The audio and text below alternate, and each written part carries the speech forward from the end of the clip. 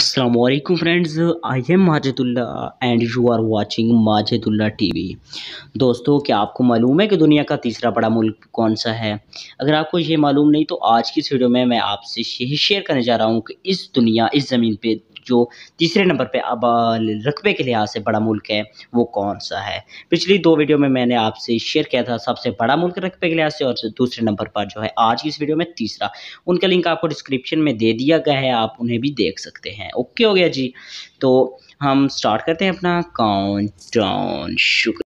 आगे बढ़ने से पहले आपसे एक छोटी सी रिक्वेस्ट करते चलें कि अगर आपने हमारे चैनल माजिदुल्ला टीवी को अभी तक सब्सक्राइब नहीं किया तो वीडियो के नीचे ही दिए गए रेड बटन पर क्लिक करके हमारे चैनल माजिदुल्ला टीवी को सब्सक्राइब कर दें और साथ ही दी गई बेल आइकॉन को प्रेस करके ऑल पे कर दें ताकि फ्यूचर में जो भी न्यू वीडियो इस चैनल पे अपलोड हो उसका नोटिफिकेशन बर वक्त आपको मिलता रहे। शुक्रिया। दोस्तों, रकबे के लिहाज से दुनिया का तीसरे नंबर पर जो मुल्क है वो है यूनाइटेड स्टेट। इसका कुल रकबा 9.834 मिलियन स्क्वायर किलोमीटर है। इसका कैपिटल वाशिंगटन है। तो आप जान चुके हैं कि तीसरा मुल्क कौन सा है रकबे के लिहाज से। शुक्रिया।